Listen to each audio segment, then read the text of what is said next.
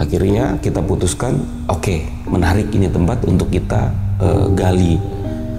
Akhirnya kita biasa syuting itu hari, apa ya? Coba dicek-cek dulu.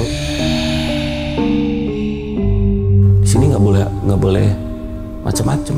Hal-hal yang memang dipantangin di sini. Dia bilang gitu. Apa Pak pantangannya? Saya bilang. Dia bilang jangan buka dengan assalamualaikum. Diterjunkanlah tim evakuasi ke situ. Nah, ketika melakukan pencarian, ternyata betul ada tersisa beberapa tulang belulang dari organ tubuh.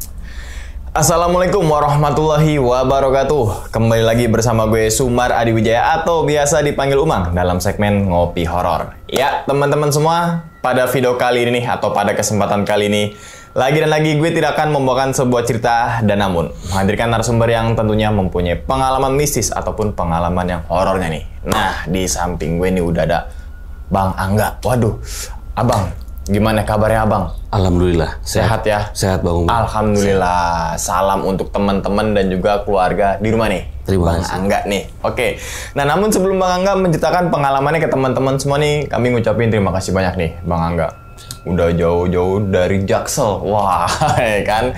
Yang menyempatkan waktunya datang ke sini untuk membagikan pengalaman ini ke teman-teman semua. Yang semoga aja nih teman-teman semua di balik pengalamannya Bang Angga ini, teman-teman semua nih bisa diambil pelajarannya dan juga bisa diambil sisi baiknya gitu ya Bang Angga ya. Oke, nah pada video kali ini nih katanya Bang Angga ini punya pengalaman dulu saat melakukan penelusuran di pabrik zaman Belanda, yaitu pabrik kelapa sawit. Dan di situ menyimpan tragedi yang sangat kelam yang namanya bangunan Belanda gitu kan, otomatis pasti ada nggak tahu ada apalah di situ lah. Dan yang kedua yaitu hotel. Sampai kesurupan dan di BAP. Ya. Wah, kesurupan tapi di BAP. Di BAP. Nah, Ya. nanti Bang Angga ini akan ceritain ke teman-teman semua dari awal sampai akhir supaya nggak salah paham. Pasti ada alur ceritanya, pasti ngalamin kejadian apa dan lain sebagainya. Oke, mungkin tahan dulu kali ya Bang Angga ya ceritanya ya. Oke, dan tanpa berlama-lama lagi kita langsung masuk aja ke dalam ceritanya. Ngopi horor segera dimulai. Bang Angga, seruput dulu silakan kopinya. Ini kopi Zimbabwe.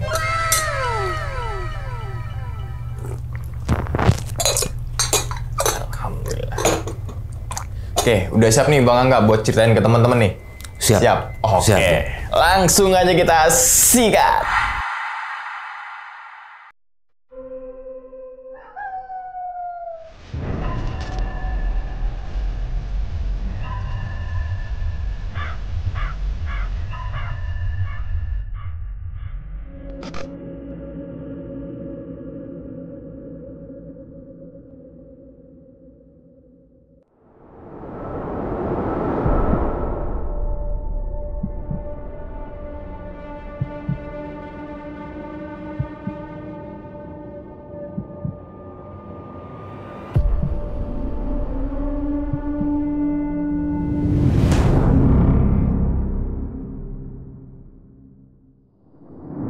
Jadi saya ceritakan bahwa latar belakang dulu ya Bang Umang ya. Jadi sebetulnya saya ini juga seorang konten kreator ya. Jadi kami mempunyai sebuah channel YouTube.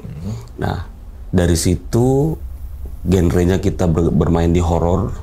Tapi dari horor ini saya merasa bahwa ini ada sesuatu penasaran sebetulnya Bang Umang. Inilah kami buatlah beberapa konten yang menurut saya wah masih belum kena nih, masih belum terasa seperti horor beneran gitu ya. Sampai suatu waktu ada tawaran untuk melakukan sebuah syuting saat itu di salah satu pabrik terbengkalai tersebut, pabrik kelapa sawit.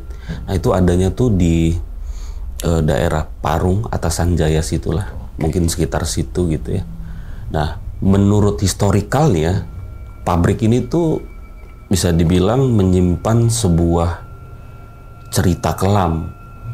Nah dari situlah awal akhirnya membuat ketertarikan saya khususnya untuk menggali. Nah persiapanlah kita kan, kita coba hubungin teman-teman, kita coba riset dulu tempat tersebut. Yang pasti bahwa setiap kami melakukan syuting pasti kami melakukan riset supaya apa, valid atau tidak bahwa tempat tersebut memang betul seperti apa yang diceritakan oleh masyarakat. Nah kita coba cek, ternyata pabriknya ada, betul bahwa itu adalah pabrik bekas kelapa sawit, betul. Nah akhirnya kedua, tahap berikutnya adalah kita memvalidasi ceritanya. Betul tidak bahwa di situ menyimpan sebuah tragedi atau sebuah kekelaman lah ya dari pabrik tersebut. Kita coba cek, akhirnya kita coba menghubungi beberapa tokoh masyarakat yang ada di pabrik tersebut. Kita coba telepon, ada kami sempat terhubung dengan salah satu tokoh masyarakat itu inisial Y lah. Dia bilang betul bahwa di lokasi ini sering terjadi penyiksaan saat itu.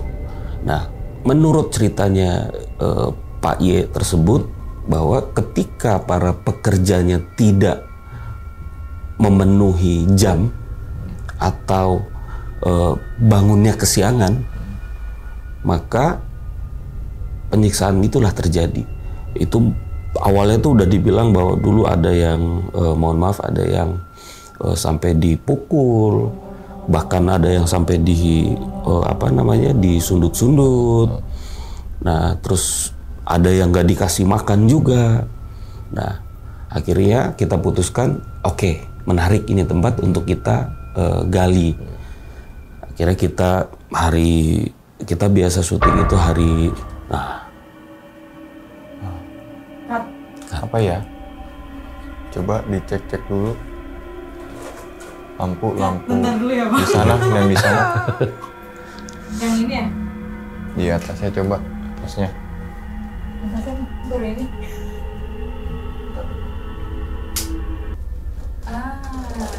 Oh, Oke. suka begitu emang. Suka begitu. Suka begitu. Siap. Tapi baru ini. Oke.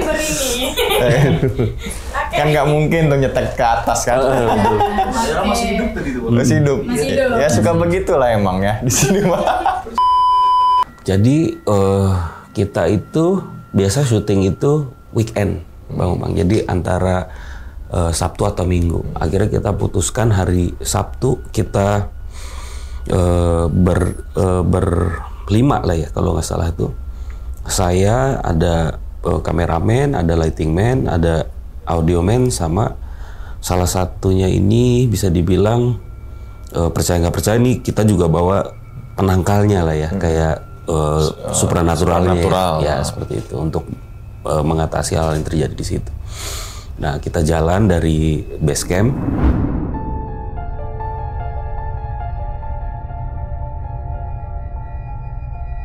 Memang perjalanan menuju ke pabrik ini tuh ini kayak bukan yang seperti biasanya gitu, karena biasanya kita fun. Yeah. Biasanya kita masih sempat ketawa-tawa, masih bisa sempat ngobrolin hal-hal lain gitu ya. Tapi ketika di lokasi ini perjalanan tuh ada aja masalahnya, Bang. Itu misal kondisi kendaraan kita bisa dibilang setiap mau keluar pasti fit. Pasti kita cek dulu karena kita pertama pulang pagi, kita antisipasi kalau memang nggak ada tempat atau bengkel gitu ya, kita udah cek itu setiap hari Jumat pasti kita cek dulu. Perjalanan di mobil pertama itu di tol ban kita meledak.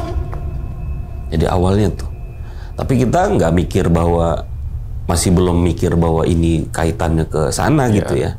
Tapi kalau dirunutin setelahnya, oh iya juga gitu. Ban kita meledak. Kita ganti di tengah tol, untung jalan masih pelan tuh ya. Jadi jalan kita di tengah, kecepatan kurang lebih 60-70, nggak pernah lebih dari itu. Ya udah pecah, kita ganti. Nah, jalan, mungkin waktu itu kita pakai petunjuk jalan, jarak sekitar kurang lebih 10 menit kita mau sampai lokasi, mesin kita mati. 10 menit kita mau sampai lokasi, mesin kita mati. Nggak ada yang salah. Kita cek, nyalain, aki semua normal. Kita coba istirahat, nggak overheat juga. Kita coba sebentar, kita nyalain, hidup. Oke, kita jalan terus. Nah, dari situ kita udah mulai, wah apa ini mau ke tempat pabrik ini gitu ya. Cuman kita coba aja jalan terus. Nah, sampailah di gerbang pabrik tersebut. Jadi kalau bisa dibilang layoutnya itu Bang, pabrik ini kurang lebih luasnya hampir 8.000 meter. Gede ya? Gede itu. Ada 3 bagian tempat. Jadi ada mes, kemudian ada pengolahan, terus kemudian yang terakhir itu pengiriman. Jadi tapi tempatnya ini terpisah-pisah. Jaraknya itu sekitar antara satu tempat ke tempat lain ya kurang lebih 50-100 meter. Nah, tapi memang ketika kita sampai, yang saya lihat itu, wah ini beda nih. Karena memang auranya tuh udah kayak merinding gitu. Saya ceritain ini tuh merinding gitu, merinding banget gitu. Nah, ketemulah akhirnya sama Pak Y itu. Sebelum kita masuk, saya coba tanya lagi, Pak, kenalin saya Angga. Ya Mas, gimana gini? Jadi sebetulnya kami ini hadir pingin memvalidasi Pak. Karena dampak dari apa yang terjadi di situ berimbas kepada warga. Pertama, dengan adanya banyaknya kesurupan dari warga-warga yang ada di sekitar situ. Akhirnya kita coba validasi menurut isu yang Pak Y ini sampaikan. Dia bilang katanya tengah malam itu suka ada penampakan, mungkin ada orang, menurut Pak Y ini ada sesosok manusia yang suka bolak-balik. Tapi menurut dia nggak wajar karena ketika Pak Y ini melakukan ronda ya, jam 1, jam 2, ngapain itu orang sendiri ada di dalam pabrik tersebut. Terus kedua, terkadang suka ada suara-suara seperti bayi menangis, terus ada suara perempuan. Nah, dan yang terakhir terkadang adanya sebuah interaksi dalam bentuk poltergeist. Nah, mungkin kalau saya simpulin dulu, dari sekian banyak atau beberapa kali saya melakukan penelusuran, yang menurut hemat saya paling make sense itu adalah poltergeist ketimbang penampakan wujud. Karena memang saya sendiri tidak bisa menerjemahkan sebuah wujud kecuali memang adanya poltergeist dulu di awal seperti itu. Nah, dapat nih informasinya Bang Umang. Akhirnya kita mutusin ber-6. Kita coba masuk ke dalam. Tadinya kita mau bagi. Jadi ada 2 orang untuk di lokasi 1, 2 orang di lokasi 2, kemudian 2 orang di lokasi ketiga. Tapi karena kita melihat bahwa situasinya, wah ini lumayan creepy nih, lumayan nggak kondusif gitu kan. Akhirnya kita masuk bareng-bareng, ber-6 itu di mes dulu. Nah, di mes ini kita coba masuk di situ dan ditemenin tuh masih sama Pak Y-nya awalnya tuh ya. Kita jalan ke sana, tapi karena kita mikir nanti bakal diintervensi nih sama tokoh masyarakat kan. Jadi kita digiring opininya gitu. Karena sementara kita sendiri pengen tahu ada apa sih sebetulnya di situ. Akhirnya Pak Y kita suruh untuk, Pak Y nggak usah ikut deh. Dia balik ke base camp. Itu base camp itu kayak aula kumpul, memang tempat untuk evakuasi di situ. Nah, kita jalan ber-6 masuk. Nah, dilalah ketika kita masuk ke dalam mesnya memang ini kondisinya sih udah porak-poranda ya. Ya udah ceiling udah jatuh, terus udah banyak akar-akar liar, udah pokoknya udah nggak terbengkalai gitu. Dan baunya itu darah. Kayak amis-amis gitu. Amis banget. Itu bisa saya bilang satu tempat ini yang menurut saya amisnya tuh ke hidung tuh bener-bener sampai ini bukan kayak cuman sekilas gitu. Ini bener-bener ngikutin gitu Bang. Bau gitu. Saya pikir pertama kali apa jangan-jangan mohon maaf ya, apa jangan-jangan ada korban nih. Saya pikir tuh ya. Tapi ya udah kita coba dulu deh. Saya bilang ke teman-teman, ke kameramen saya, yuk kita coba dulu sama teman-teman. Kita masuk. Nah, di pertama kita masuk tuh udah disambut dengan yang tadi saya bilang adanya sebuah poltergeist tuh. Nggak pakai basa-basi, belum ada pembukaan, belum ada bridging kita opening segala macam, udah tuh. Udah poltergeist. Baru ini loh Bang. Real. Nyala. Fotoin deh, videoin deh kalau nyala. Taruh. Buat ini. Buat bukti aja. Kita sini nggak ada setting-setting. Gitu loh. Buat bukti, videoin aja. Mau pakai ini. Seharusnya kalau itu nyala, ini juga nyala. Takut. Kayak mati ya, colokan nyala semua tuh. Lihat belakangnya. Di situ nyala. Oke. Jadi adanya sebuah poltergeist di awal tuh Bang Umang. Nah, poltergeist ini jujur nih Bang Umang ya. Saya ini skeptis. Saya skeptis sama hal-hal seperti itu. Justru kenapa akhirnya saya membuat konten tersebut, justru saya pengen ngebuktikan. Nah, dilalah memang di pabrik tersebut dari poltergeist awal itu saya udah mulai ngerasa, wah bener nih saya bilang. Bener nih. Mulailah di situ poltergeistnya itu jadi ketika kita buka masuk ke lorong pintu. Jadi ini tuh kayak halaman. Nah, kita jalan berenam berjajar. Kemudian ada mes di sebelah sini. Nah, pintunya persis di halaman sini. Jadi semacam carport. Nah, ini untuk masuknya gitu. Kita masuk ke dalam situ. Di dalam udah disambut dengan poltergeist, kaca pecah.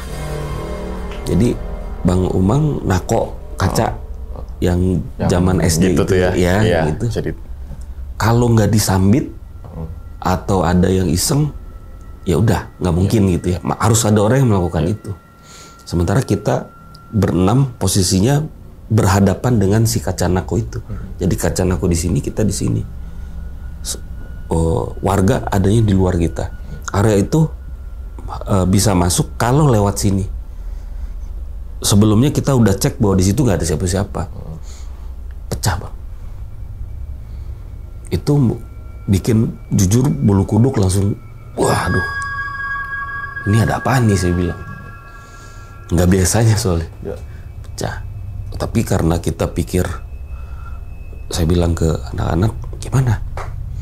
Gue penasaran sih, tapi ada beberapa yang udah patah tuh Bang. Karena memang pada aslinya ketika kita berhadapan dengan hal-hal yang seperti itu dan itu terjadi real, jujur ya Bang, mental down Bang. Sampai ada temen yang bilang, udah kita balik aja yuk. Saya bilang, gila lu. Kita mau syuting sini bayar lu. Kita izin lu ini, saya bilang. Kosnya lumayan gede, saya bilang gitu. Masa cuma gara-gara gini kita mundur gitu? Nggak ada, lanjut, saya bilang. Udah kita bareng-bareng terus, bareng-bareng. Masuk di kaca, kita coba cek cari arahnya dari mana, nggak ada. Bahkan bekas batunya atau bekas lemparannya pun nggak ada. Kita udah cari tuh. Dilalah saya coba untuk menenangkan diri, kemudian opening. Ketika opening, jadi ketika ini di sini kaca nako, kaca di sini, jadi saya udah masuk posisinya ini kaca nako, berarti saya udah di dalam sini ya. Kamera saya sini, saya opening di sini. Nah, di belakang saya itu ada kayak semacam pintu, tapi kalau dibilang pintunya mah udah nggak layak. Jadi udah nggak bisa digeser sama sekali gitu ya. Udah nyangkut atas bawah, udah keropos. Jadi kalaupun didorong harus effort bang. Jadi harus 2 orang lah baru dia bisa kedorong gitu. Kegoyang bang. Di belum ada setengah jam bang, goyang. Dan itu kalau mungkin kalau saya ngelihat sendiri halu kali ya. Tapi ini berenamnya, 6 semua. Dari situ kita ngelihat gitu, kita ngerasain. Nah, akhirnya kita coba, tadi yang saya bilang kita coba untuk cek ini kena angin kah atau ada bekas apakah atau apa, kita coba cek, nggak ada. Memang berat, itu harus 2 orang yang narik. Kebayang. Dah, kita kumpulkan semangat, niatnya, sampai kita coba masuk ke arah pintu itu. Jadi awal tengahnya itu adalah ruang tamu sebetulnya. Nah, baru kalau melewatin dari pintu tersebut baru kamar. Baru kamar. Masuk di situ.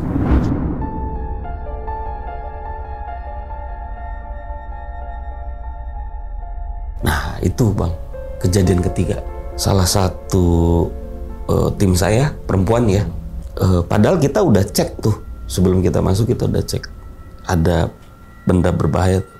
Ketika kita masuk, sobek tangannya bang. Jadi sini sobek, kiri. Karena kita jalan, ya betul, kiri. Sobek bang. Ke garis, berdarah bang. Kita coba cek, nggak ada. Bekas pakunya nggak ada, atau paku yang tertinggal di tubuhnya, di tangannya nggak ada, bekas kaca juga nggak ada. Saya bilang ini nggak benar nih, ini kayaknya pertanda kalau gue nggak boleh di sini. Tapi balik lagi karena pikiran kita nih, pertama masalah kos, kedua rasa penasaran begitu tinggi, akhirnya kita terusin. Tapi sebelum itu kita minta nih si tim saya ini, udah deh, lo balik dulu deh ke base camp demi keselamatan lu juga gitu, jangan lu paksain gitu kan. Karena ya udah dibalik, kita coba bareng-bareng balik lagi ke aula tersebut. Ya udah kita obatin, karena kita syuting juga selalu bawa P3K. Kita obatin, kita tutup, kita perban dulu. Nah, di situ udah rame. Pak Iya itu udah bilang, bener kan saya bilang, di sini nggak boleh macam-macam, nggak boleh sembarangan, nggak boleh ngucap-ngucap hal-hal yang memang dipantangin di sini. Dia bilang gitu. Apa Pak pantangannya, saya bilang? Dia bilang jangan buka dengan assalamualaikum. Makin nggak masuk akal buat saya kan. Sementara assalamualaikum itu ya sebuah hal yang ya menurut kita sebagai muslim ya kita harus mengucap salam ketika memang kita berada di tempat atau bertemu dengan tempat yang baru gitu. Nah, itu kuncinya bang. Jadi key-nya itu ketika warga setempat bilang bahwa ada pantangan, itu akhirnya yang saya gunain bang. Jadi oke, kita masuk lagi. Teman saya udah stay di situ, ditemenin sama warga.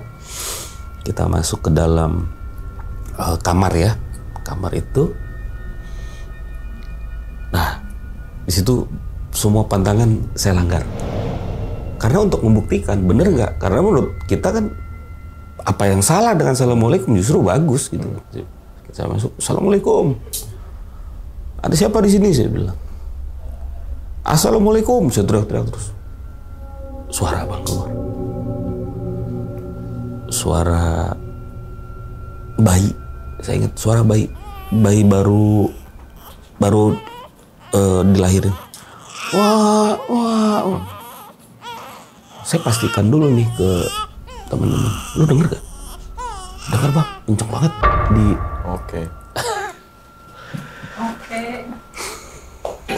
Oke, sekarang gue pakai logika deh. Tadi 28 per 8 menit, coba kalau di 12 menit mati lagi, berarti ada yang error. Nah, kita harus pakai logika. Iya, dulu, logika ya. betul. Itu Di logika kan dulu. Soalnya 2-3 kali nih, coba kalau di 12 menit, berarti kan 8 menit mati lagi, berarti harus ada setting lagi. Suara bayi, kayak bayi baru lahir, yang baru banget dilahirin tuh, wah itu kenceng bang. Suaranya surround bang, muter itu. Wah gitu. Kalau saya balik lagi, saya selalu pakein logika. Nih kalau gue denger, gue halu. Karena gue terlalu takut mungkin gitu ya. Tapi saya tanya Pak, anak-anak, lu denger gak? Denger. Lighting man, denger. Kreatif, denger. Yang supernatural langsung bilang, dia ketawa-tawa. Senyum. Masuk Bang. Tapi gimana ya? Saya sama yang dibilang mediumisasi itu percayanya tuh masih kurang gitu Bang. Tapi saya selalu mengajak mereka untuk jaga-jaga. Jadi gimana ya? Percaya nggak percaya jatuhnya. Nah, masukkan deh. Itu ketika suara bayi muter, ketika saya tanya sesuatu, refleks dia masuk. Mencekam tuh Bang, udah nggak kondusif, udah. Wah, karena dari awal satu kena, tim saya ada yang berdarah, dia kemasukan. Saya tanya dong, kamu siapa, ada apa, kamu ngapain di sini gitu. Terus dia cuma bilang, tolong, teriak, tolong, udah gitu aja. Sadar lagi sendiri. Nah, yang unik, ada salah satu tim saya ini Bang Umang, ini tuh anaknya, ini cowok ya, laki. Ini sangat tidak percaya sama hal seperti itu. Kemudian karakternya bocor, rame. Di momen itu, dia kemasukan Bang. Saya kenal orang ini lumayan lama. Saya kenal orang ini ketika syuting pun lumayan lama. Ini orang yang paling ngetawain kalau ada orang kesurupan Bang. Tiba-tiba dia kesurupan. Saya nggak tahu namanya F, inisialnya F lah saya bilang. Kesurupan dia. Nah, kaget, saya pikir bercanda kan. Saya coba, woi, lu kenapa? Bro, lu kenapa? Tapi nggak, udah, matanya ke atas Bang. Jadi kita punya pupil nih, hitam, dia nggak ada ke atas. Putih semua dong. Putih semua. Saya gemeteran Bang. Karena pertama, historikalnya, ini anak nggak pernah kesurupan, dan saya tahu betul ini anak yang paling ngenyek ketika ada orang kesurupan. Jadi artinya secara background, saya yakin dia nggak tahu gimana cara kesurupan. Mungkin nggak dibuat-buat gitu ya. Kemasukan dia, mata hilang ke atas gitu. Saya bilang, wah ini bahaya, saya bilang. Nah, ada satu kata yang dia bilang, selamatkan saya, dia bilang. Maaf ya, dia bilang, ada tubuh saya masih tertinggal. Wah udah, kita putusin buat, ya kita break dulu deh, kita stop dulu. Stop, ini udah nggak benar nih, saya bilang. Karena udah runutan terjadi, sampai si F ini kesurupan, ya udah kita kira break Bang. Kita balik lagi nih ke aula, kita bopong lah sama si supernatural, diobatin. Saya tanya, lu kenapa? Dia ketawa ya Bang, cengengesan. Gua kenapa Bang, kata dia. Lu kesurupan. Gila lu, gak mungkin gua kesurupan. Bahkan sampai setelah dia kesurupan, dia masih kekeh kalau dia gak kesurupan Bang. Karena ini orang memang saya tahu betul. Nah, saya tanya, apa yang lu rasa? Gua nggak ngerasa apa-apa, gue normal aja gitu, kayak ya udah gue biasa aja gitu. Lu tau mata lu hilang, saya bilang. Dia bilang enggak, tapi gue ngelihat. Lu ngelihat? Lebih aneh lagi nih. Terus saya tanya sama ada Paye ya kan, Pak ini bener nggak kalau suka ada teriakan minta tolong dari dalam, kemudian betul nggak dulunya ada banyak jenazah yang tertinggal? Validasi dong sama Pak. Sama beberapa warga dibilang, betul Mas, itu ada suara tolong tuh. Nah itu yang mengganggu masyarakat setiap jam 1:30, jam 1 atau 1:30, suara tolong tuh kedengeran kenceng Bang. Nah karena udah akhirnya terbiasa, mereka anggap itu gangguan, ya udah bukan manusia gitu ya. Ya udah akhirnya masyarakat mengadaptasi dengan keadaan tersebut. Tapi dulunya membuat masyarakat tuh panik karena betul hampir setiap jam 1 atau setengah 2 suara teriakan minta tolong tuh selalu kedengeran dari dalam pabrik ke perumahan, ke pedesaan warga situ. Dan abang tahu jaraknya? Berapa meter kira-kira? 1 kilo bang. Jadi area pabrik itu steril, Ya, nggak ada jauh, pemukiman, nggak ya? ada pemukiman, jauh bang, kedengeran bang. Kedengeran. Oke. Itu yang merinding saya bang. Terus berikutnya, benar nggak Pak ya bahwa ada peninggalan jenazah di situ? Betul juga mas. Jadi menurut Pak ya sekitar tahun 9 pada saat Krismon lagi itu 98 atau 99 menurut dia, bahwa akhirnya diterjunkanlah tim evakuasi Bang Umang ke situ. Nah, ketika melakukan pencarian ternyata betul ada tersisa beberapa tulang belulang dari organ tubuh yang ketemu di mes awal. Ini baru mes bang, masih ada 2 lagi bang. Yeah. Tapi kalau menurut si supernatural ini bilang, kalau memang sudah ketemu, maka tidak akan mungkin lagi akan ada gangguan karena semuanya sudah beres kan. Nah, disitulah akhirnya menguatkan kita untuk mencoba lagi bang, melakukan penelusuran.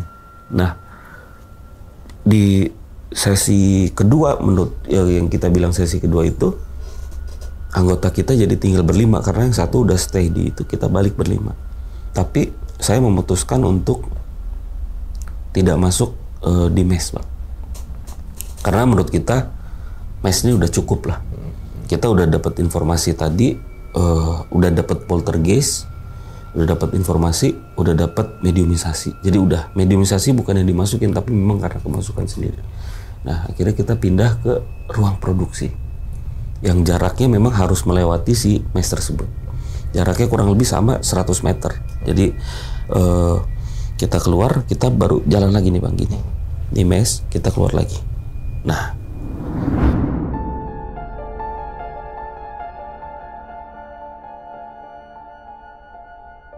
masuk di ruang produksi kelapa sawit itu, ini lebih mencekam bang. Ketika kita di awal jalan menuju ke pabrik itu, angin bang, tiba-tiba angin. Kenapa sih? Ya Allah. Tapi emang poinnya ketika bicaranya soal ini makhluk mati. Wes setiap bicara makhluk mati. Tapi mudah-mudahan sih listrik ya. Bener listrik. Atau overheat bisa kan? Atau overheat. Malah jadi 5 menit. Jadi makin mundur. Dap. Ini juga mati? Enggak. Oh hidup, oke. Berarti bukan dari terminal gitu. Terminal aman. Dari kesalahan ini. Tetap nyala ininya. Itunya mati. Lampunya. Bercanda, mau bercanda. Itu tuh yang patung 2 tuh bercanda. Gua bang. Udah ada tuh. Oke. Ngeliatin kita kan. Nah kita jalan, anginnya kencang tuh Bang. Nah tapi kan balik lagi, saya selalu mencoba melogikakan anginnya hanya di situ aja atau memang ya udah angin secara keseluruhan gitu ya. Nah di atas itu sebelum masuk memang ada beberapa pohon kelapa gitu banyak, terus di sisi pertengahannya juga ada sawit-sawit yang memang belum panen, yang udah ya udah kurang inilah. Nah itu pohon kelapa goyang-goyang tuh cuman yang di jalur kita aja Bang. Jadi kita jalan, nah ini pohon kelapanya di atas kita gini bu. Jadi hanya di situ aja, di situ aja tuh. Wah makin ini mau terus nggak ya sih bilang. Kata yang si F ini, terus aja bang, terus aja deh, tanggung bang, gue juga udah kepalang begini, udah terus aja. Nah si supernatural, hati-hati, kita nggak boleh terlalu yang gimana, lu jangan terlalu mancing-mancing. Ini taruhannya soalnya udah bukan lagi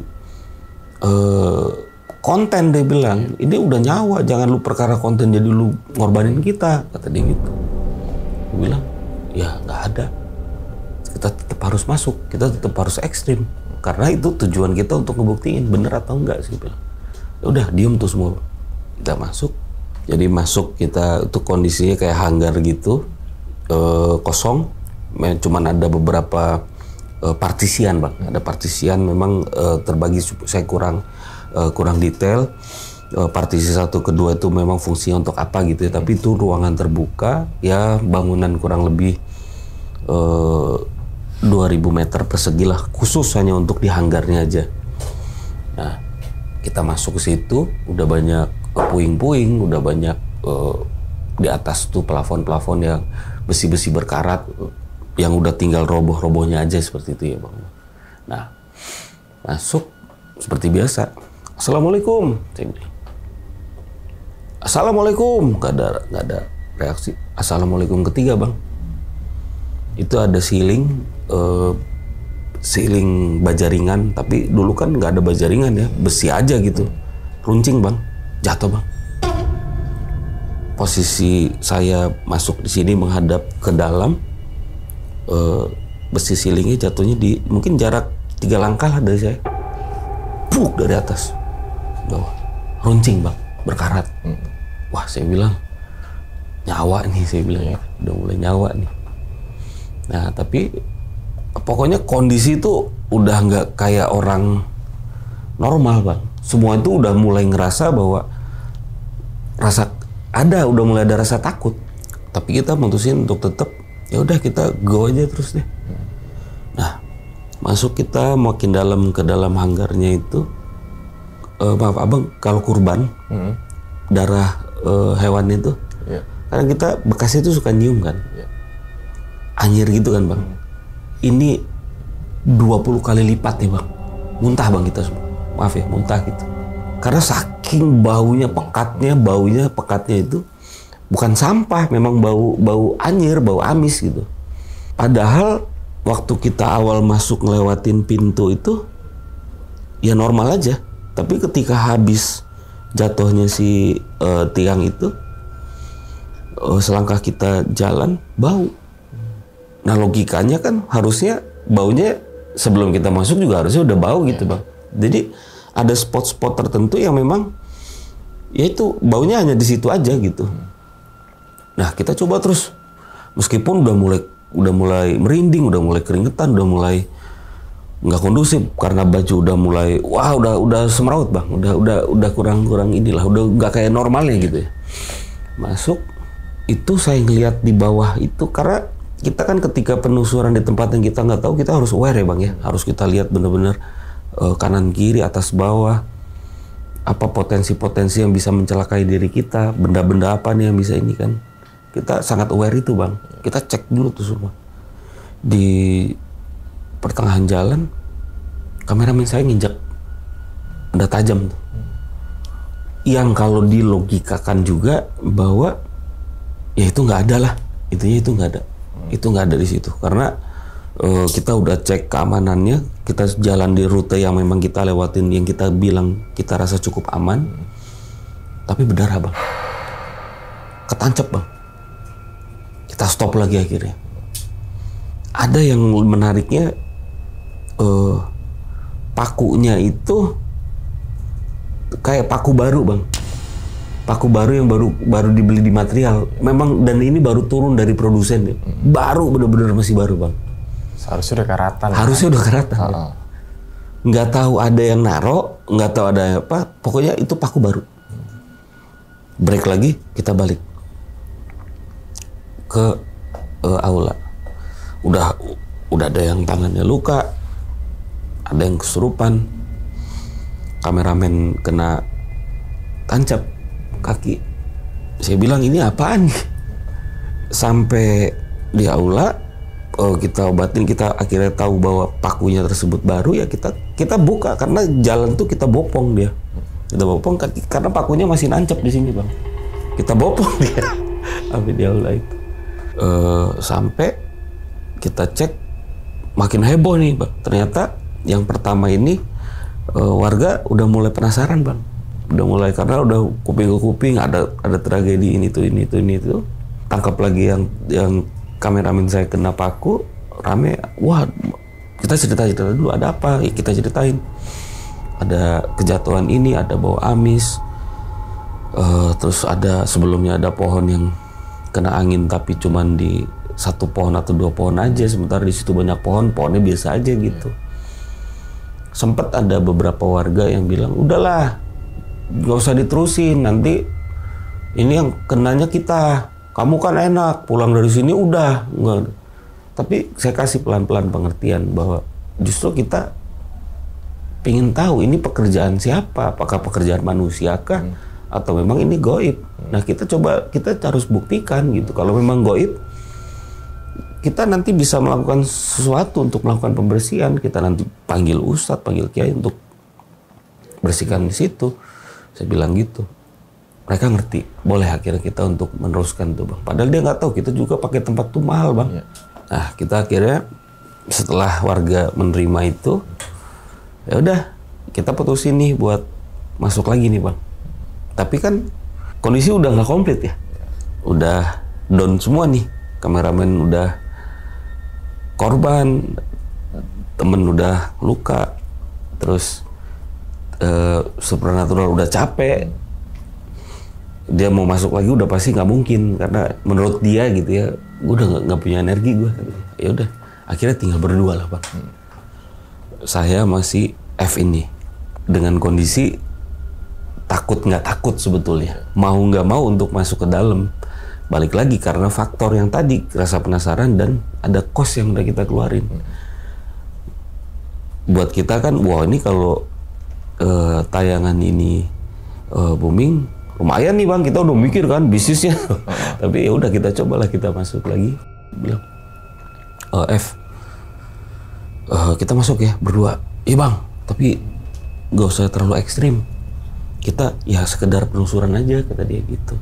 Kita putusin lah untuk masuk lagi tuh. Tapi tinggal berdua, saya masih F. Masuk kita ke dalam. Saya pikir dengan kita berdua masuk ke dalam itu, ngebuat tense-nya itu semakin reda gitu ya. Wah ternyata makin parah itu. Kita melalui rute yang sama, melalui trek yang sama, kemudian kita ketemulah tuh di dalam bangunan dan hawanya bang, hawanya beda. Jadi ketika kita masuk rame-rame sama berdua ini beda. Kalau yang rame-rame itu dingin bang, hawanya tuh dingin. Ketika kita masuk berdua itu panas bang, padahal malam. Itu panas sepanas itu bang. Jadi kita sampai keringetan, sampai ya udah nggak fokus karena pertama udah panas, berdua, lampu seadanya, peralatan juga seadanya. Kita masuk ke dalam.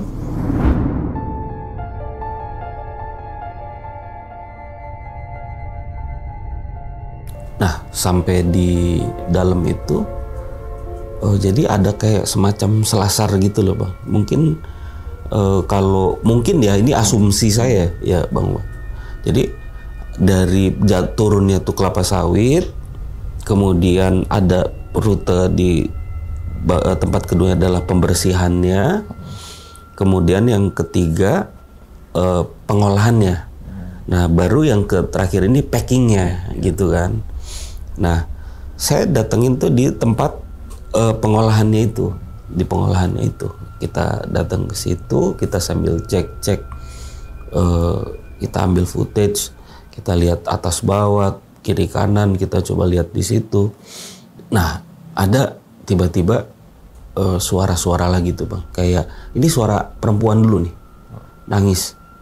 Nah, saya sempat berpikir bahwa apakah ini suara yang didengar juga sama masyarakat gitu kan. Tapi saya coba ikutin arah suaranya itu sama si F ini. Menuju ke titik suaranya,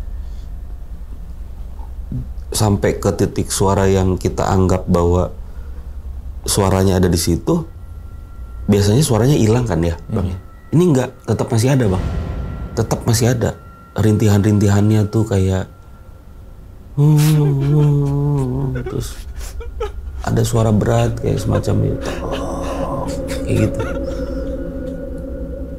itu masih ada di situ. Kita padahal udah merasa bahwa oh ini titik suara ya, karena semakin dekat semakin jelas gitu kan. Nah sampai kita sempet ya jujur-jujuran aja nih Bang ya, lari Bang, panik lah kita. Kita lari tuh sama si F, wah keluar, Bang lu kenapa lari? Ini Bang lu berani, dia bilang gitu. Sempat ada percakapan yang menurut saya lucu sih. Kenapa lu lari? Emang lu berani? Enggak. Ya udah kita lari ngelamatin diri dulu gitu kan.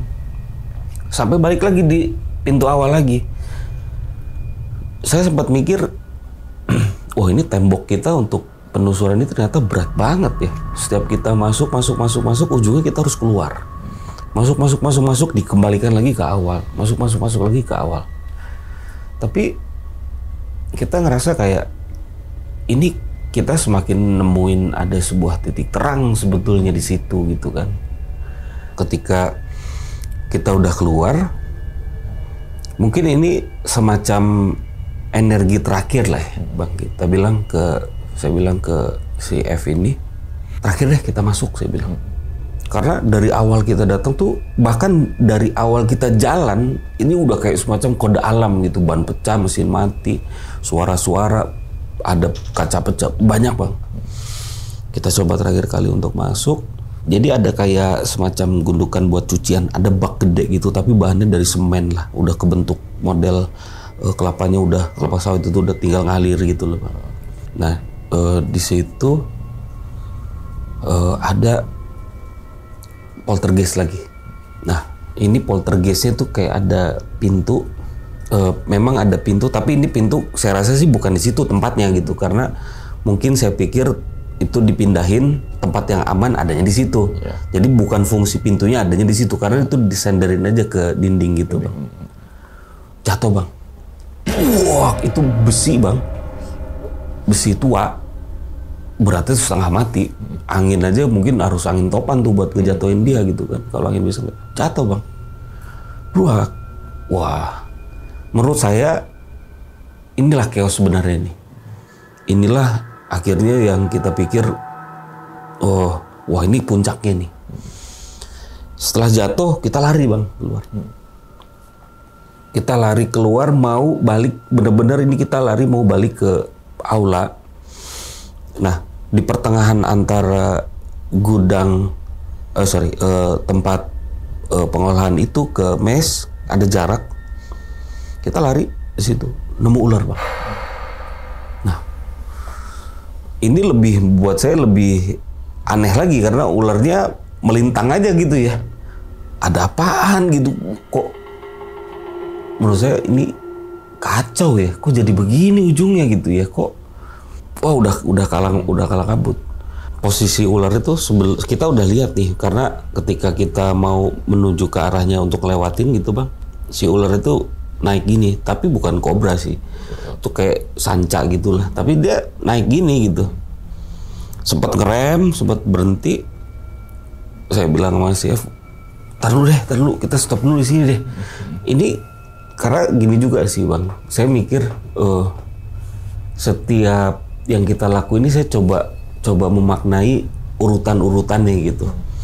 Kalau ini kita berarti kan kita ketahan nih, logikanya. Ini kita berarti nggak boleh balik dulu nih ke aula karena ada yang menahan kita untuk supaya nggak balik. Nah, saya coba ngikutin insting aja Bang.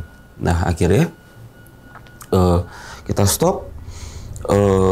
Saat saya mau balik ke si F untuk ngomong, tanggung deh. Sambil ngos-ngosan tuh Bang, udah ngos-ngosan karena kita udah panik dari dalam kan. Wah, ngos-ngosan, tanggung deh terakhir. Kita ke satu lagi deh. Nah, balik jalan Bang ular.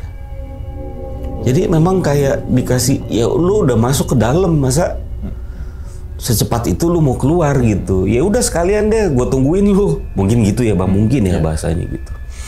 Akhirnya kita coba balik nih.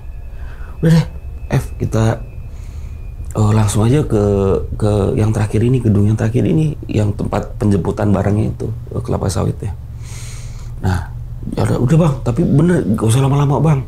sebentar aja kita cuma ngambil aja nih biar tahu dalamnya seperti apa. Nggak usah, iya udah gue sepakat, udah capek tuh bang, udah capek, udah bener-bener ngerasa udah, ya udah energi udah habis kan, karena semua udah terjadi gitu. Akhirnya kita coba, ya udah kita ke dalam jalan. Nah, saya pikir udah selesai bang.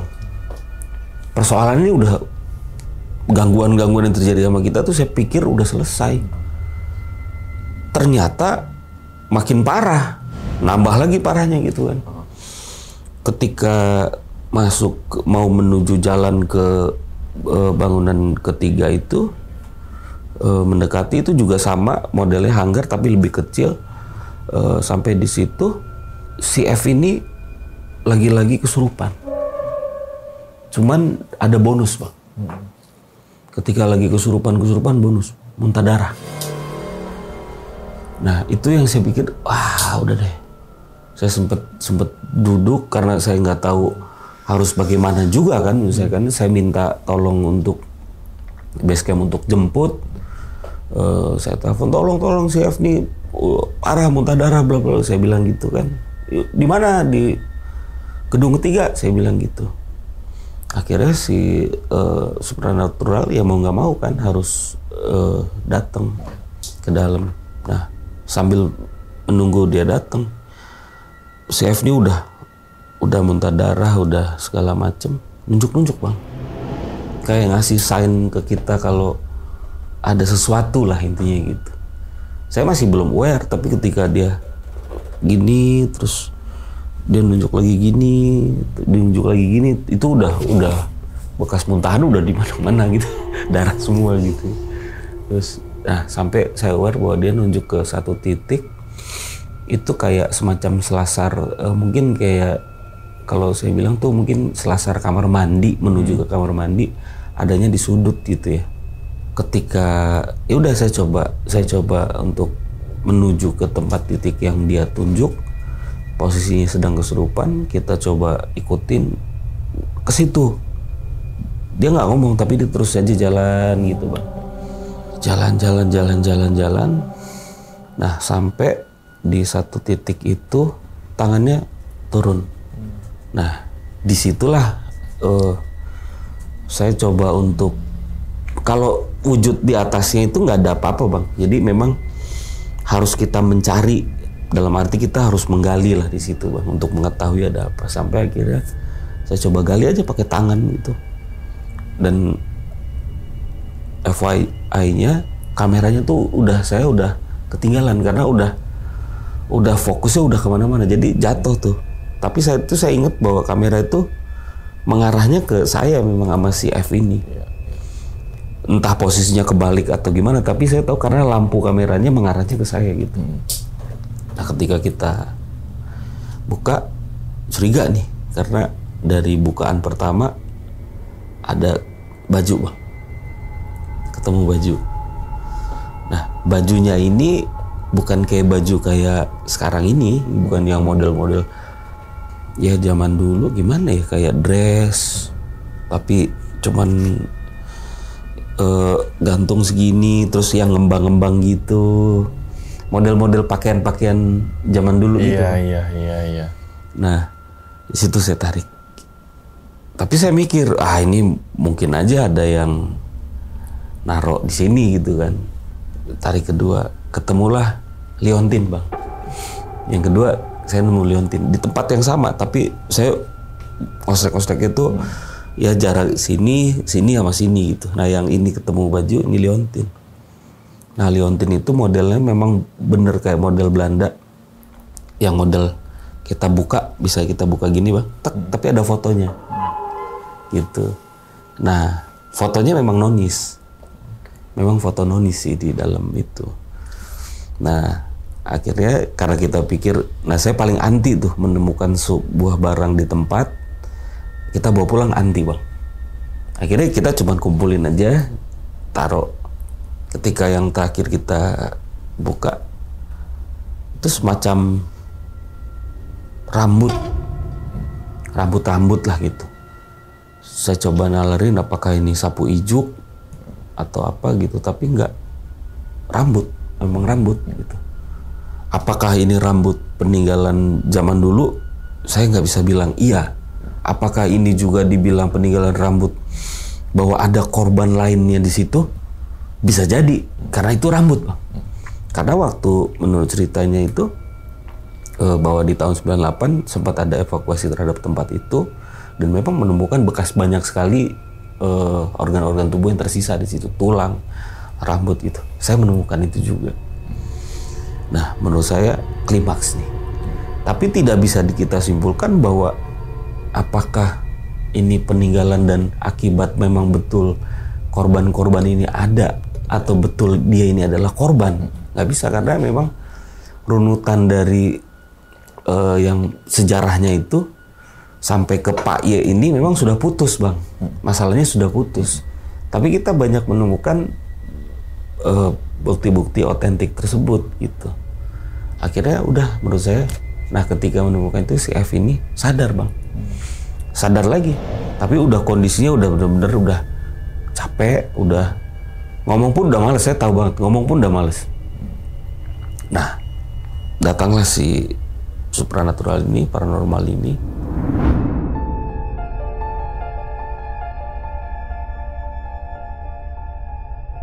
Ya udah, saya putusin untuk cukup deh, selesai, karena kita udah banyak sekali dan kita menemukan akhirnya liontin yang memang fotonya foto nonis. Sebenarnya goal saya saat itu, saya berpikir oh iya betul bahwa ini memang bekas peninggalan Belanda. Karena kalau ini nggak ketemu, mungkin saya berpikir wah ini nggak valid nih. Bisa aja orang ngarang-ngarang supaya tempat itu nggak dibeli, akhirnya membuat menciptakan suasana yang mencekam gitu. Tapi nggak. Nah, kita putusin untuk selesai. Udah nggak kepikiran lagi buat closing program, ya udah kita balik aja, Bang. Saya pikir udah kelar, Bang, masalahnya ini. Kita jalan, gimana, saya sambil tanya gimana si A, si B, si C.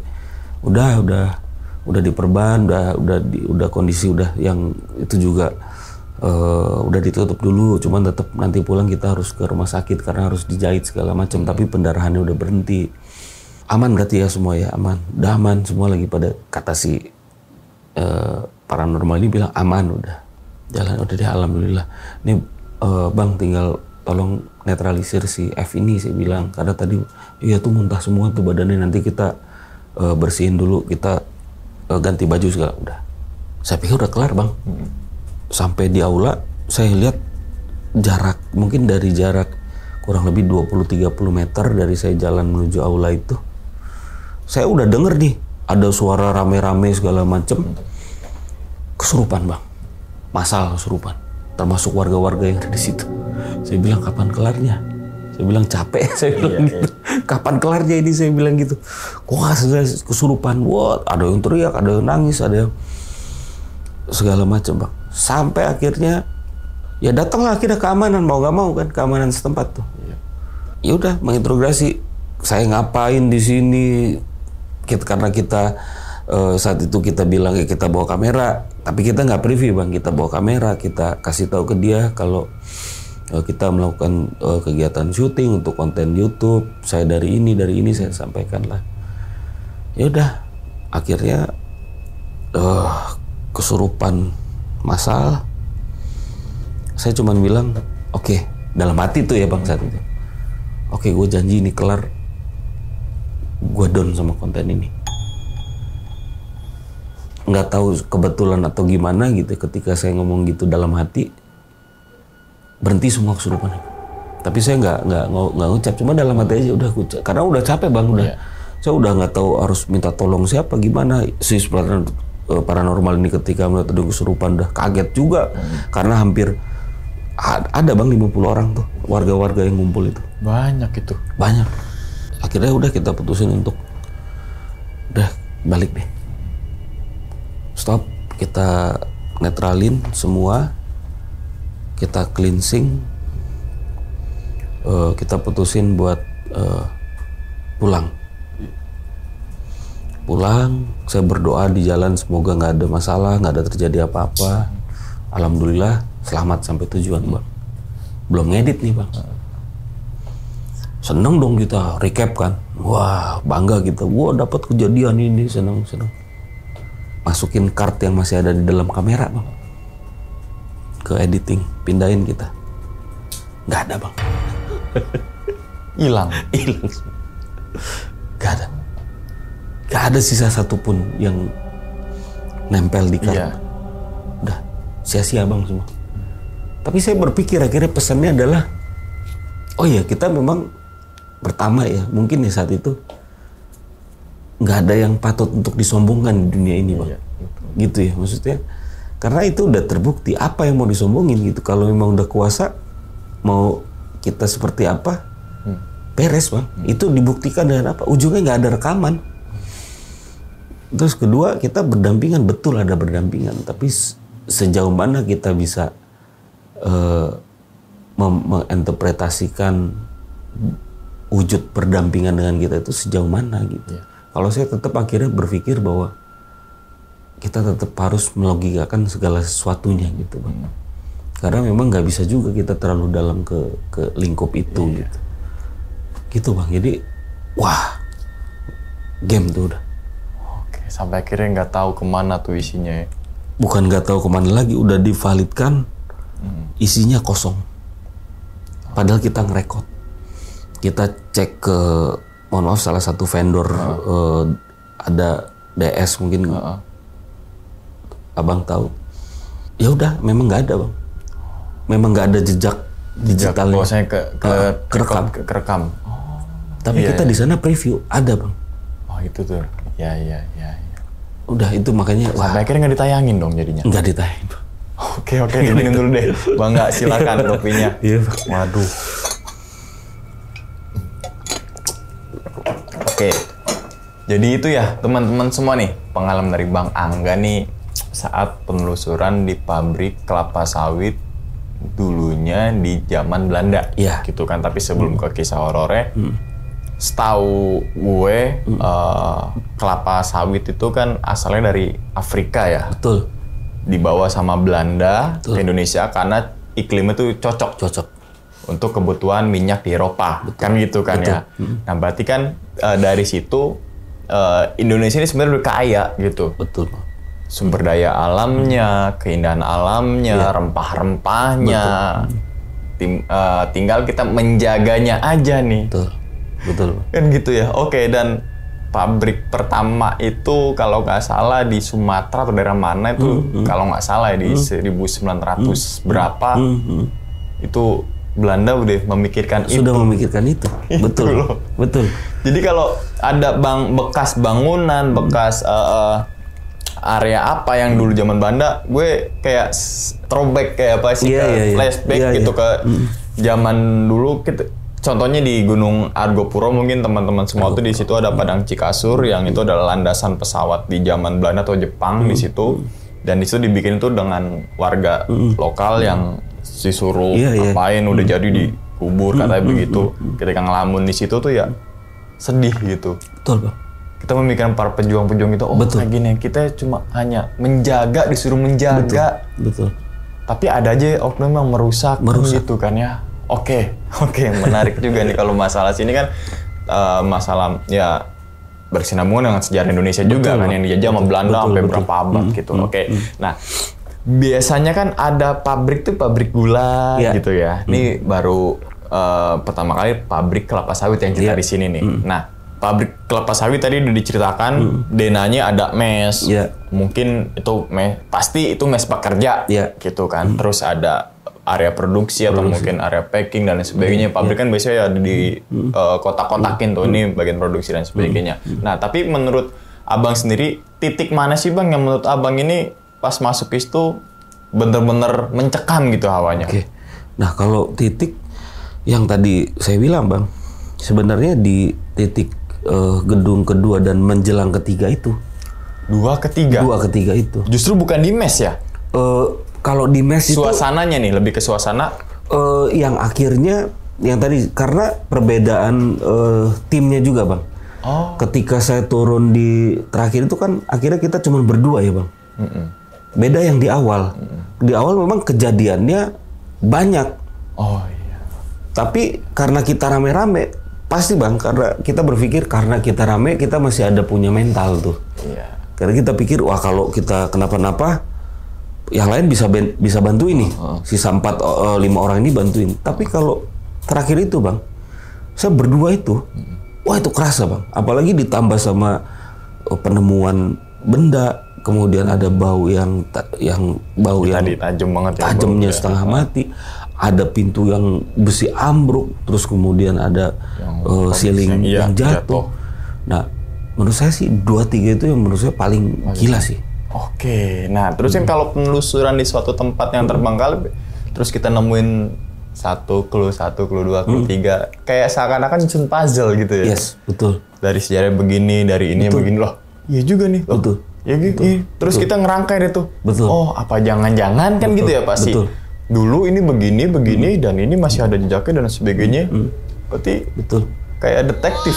Wah, kan merangkai sebuah tempat yang masih misteri. Ya, Kan gitu kan. masih virgin lah itu. Iya, oke. Nah, terus nih Bang, apa sih yang gangguan yang tadi tuh yang pintu aja seharusnya kan didorong tuh harus Betul. 2 orang. Jadi ngebayangin seberapa gedenya itu pintu, Iya. seberapa besar itu pintu yang kalau kita pakai logika nggak bisa. Betul. Dan angin sekencang apa? Oke, misalkan angin pasti anginnya kencang dan kita berasa. Betul. Kan gitu ya cocokologinya. Tapi enggak, nah itu jadi misteri. Iya. Jadi kita nggak bisa ngepecah misteri itu tuh Betul. sebenarnya. Betul.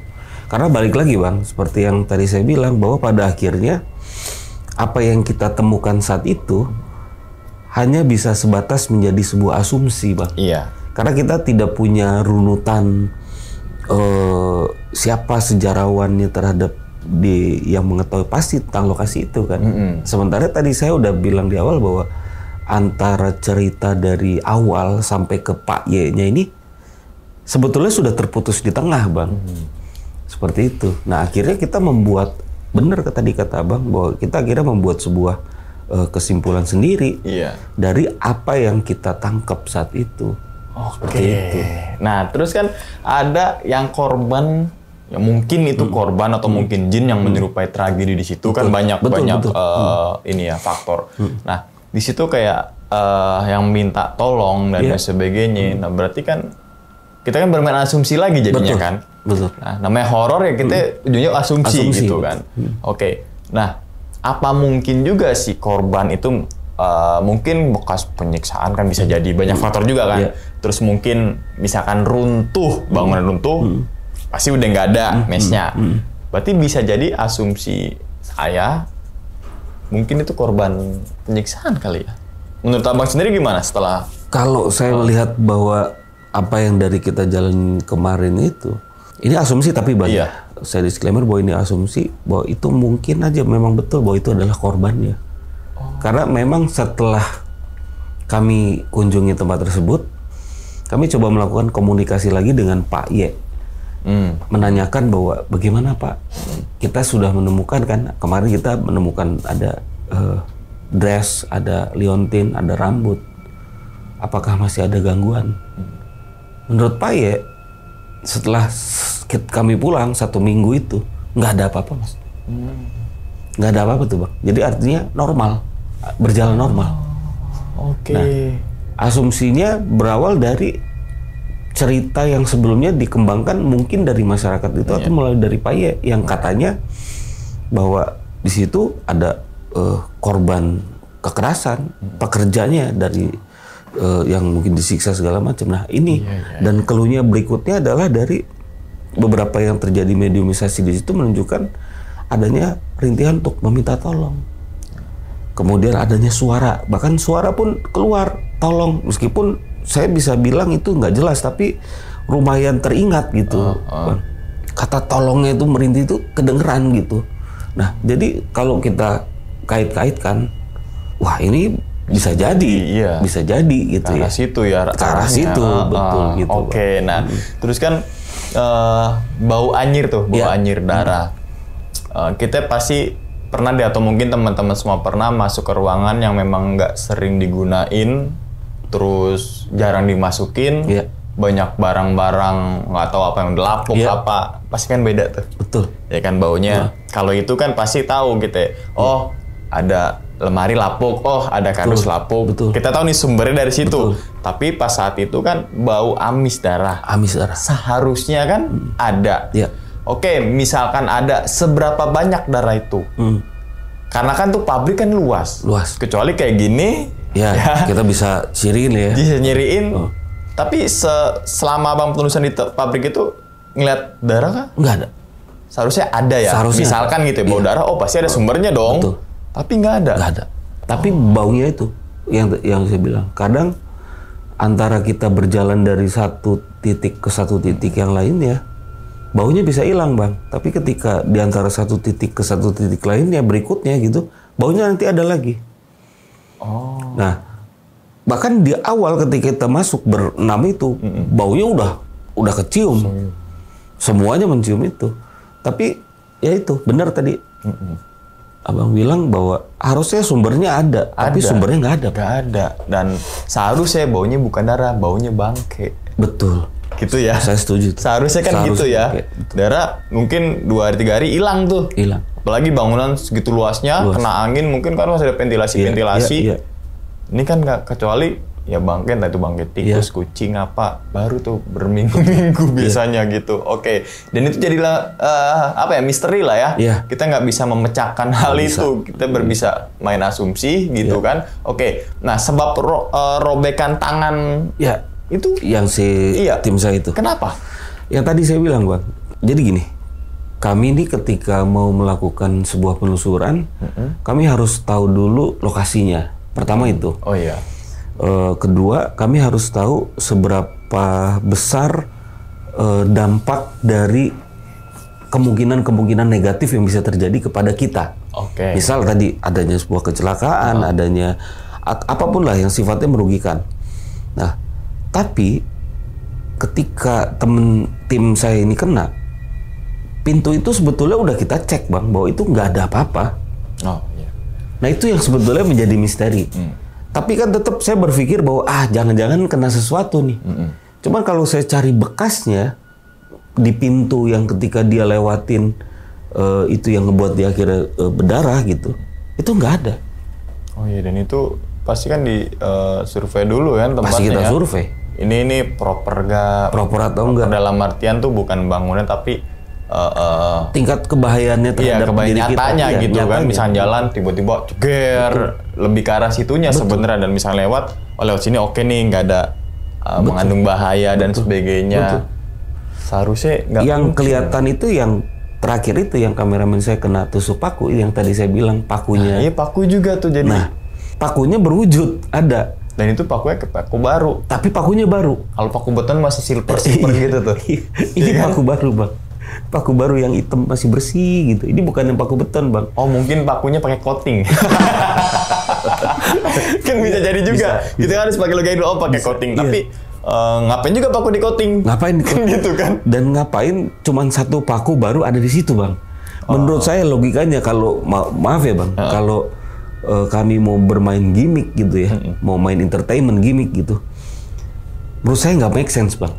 Itu bahaya banget. Harus sampai ngelukain diri itu Betul. aneh gitu menurut saya. Betul. Sementara kami backgroundnya khususnya saya gitu. Saya berangkat dari suatu hal yang terhadap goib itu menurut saya skeptis gitu intinya. Kecuali saya melihat dengan mata kepala saya sendiri. Nah itu akhirnya sampai terjadi semua di saat itu. Nah itulah akhirnya ngebuat saya berpikir oke, gue pensiun deh. Pensiun dari dunia penelusuran orang itu. Karena udah cukup, Bang. Udah cukup. Iya, iya. Pasti tiap orang tuh mempunyai titik baliknya bahwasannya ini kayaknya gue nggak mau nerusin deh. Kan pasti ada aja tuh alasannya, ada yang pertimbangannya. Tapi balik lagi ke pengalamannya Abang, banyak kan banyak juga nih konten kreator horor juga yang penelusuran. Dia juga mengatakan kalau saat penelusuran itu yang ditakutkan adalah bahaya nyata. Bahaya nyata. Apalagi kalau bangunan terbengkalai, tak berpenghuni. Justru dia bukan karena takut setan, ular, apalah namanya. Terus kemudian, mohon maaf, orang-orang yang gelandangan. Iya, yang kita nggak tahu ada di situ Ada di ternyata situ kan. tiba-tiba tempat tidur dia. Terus kemudian ada juga konten kreator malah nemuin, Yes, betul. malah dituduh nanti jadi tersangka dan sebagainya. Justru itu yang bahaya nyatanya sebenarnya. Betul. kita nantang kan emang namanya konten horor, kita harus menantang untuk ada gak sih membuktikan yang katanya mitosnya begini, nggak boleh larangan ini, nggak boleh larangan, tapi kan nggak mungkin assalamualaikum kan gitu ya, Gak masuk akal. nggak masuk, kecuali misalkan nggak boleh ngomong jorok misalkan kan, ngomong jorok emang jangankan di tempat terbang kalah, di kehidupan kita juga nggak boleh. Iya. Kan gitu kan. Iya. Oke, jadi itu jadi misteri tuh, gaib itu ada rezeki jodoh itu gaib juga, kita nggak tahu nih. Ya, misalnya teman-teman semua belum menikah, kita nggak tahu nih jodoh kita siapa, belum tahu kan. Nah itu gaib juga tuh. Betul. Rezeki kita nggak tahu nih, siapa tahu besok kita dapat uang 100 juta gitu kan. Betul. di jalan. Betul. Siapa tahu besok kita dapat apa, gaib juga kan. Betul. Gaib itu memang ada, tapi ya bener kata Bang Angga tadi, kita hidup berdampingan. Betul. Kehidupan dia, kita. Tapi kadang kehidupan dia mencampuri urusan kita. Manusia juga sama gitu dia. Iya benar Bang. Iya kan bener, gitu. Bener. Namanya setan kan apa namanya, emang tugas dan fungsinya mengganggu manusia. Betul. Makanya di situ ada namanya doa keluar rumah, doa bepergian, doa masuk WC, keluar WC, dan sampai ada doa mohon maaf berhubungan juga. Biar kita terbebas dari gangguan setan. Betul Bang. Itu pada dasarnya kan gitu ya. Setuju. Oke, menarik juga nih ya. Oke, sampai akhirnya dengan kejadian itu Abang memutuskan nggak mau terusin. Sudah cukup Bang. Artinya mungkin kalau dibilang ngebuat kapok. Karena ya misteri cara Tuhan untuk menunjukkan kuasanya Tuhan kepada manusia itu banyak caranya Bang ya. Itu mungkin salah satunya. Caranya Tuhan menunjukkan ke saya, dari saya yang skeptis ini, dari saya yang nggak percaya dan hal seperti itu, disitulah akhirnya Tuhan menunjukkan bahwa ya udah ada. Nah ini udah ada, lu mau apa? Iya. Jawabannya saya mau berhenti. Karena gini juga Bang, berpengaruh ke psikologis Bang. Oh iya. Betul.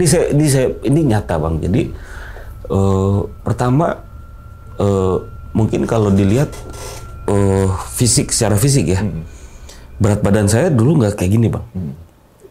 Ini bisa dibilang agak sedikit padat lah. Saya nggak berani nyinggung ini ya, agak sedikit padat. Dulu saya kurus Bang, tapi kalau Abang kan kurus bercahaya nih ya, ada auranya gitu.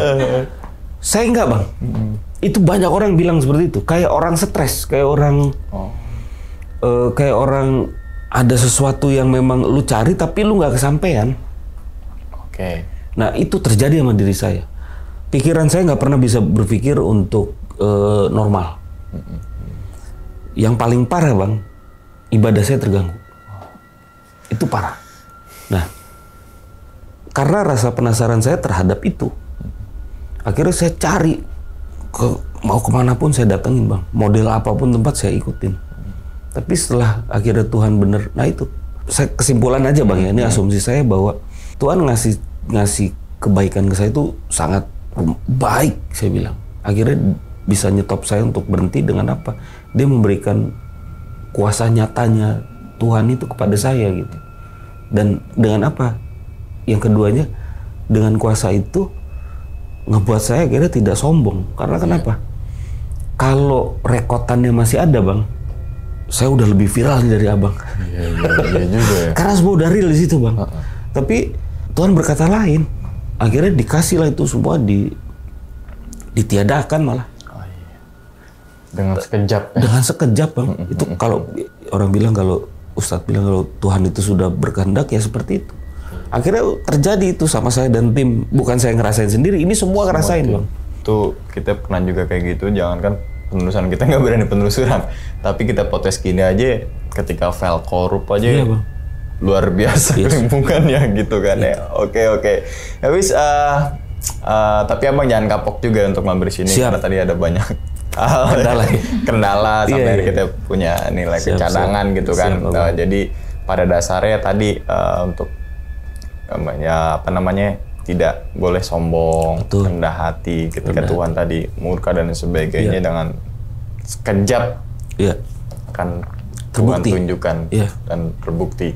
Oke, ya wis. Sekali lagi terima kasih banyak ya Bang Angga ya atas sharing-sharingnya nih di sini nih. Kita doakan nih teman-teman semua, semoga Bang Angga ini sehat selalu Bang. Amin.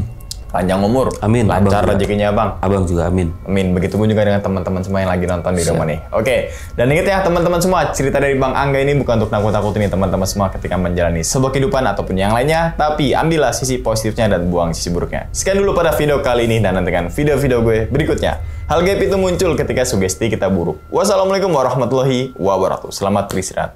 Abang, thank you Bang ya. Thank you. Alhamdulillah. Makasih. Bungkus.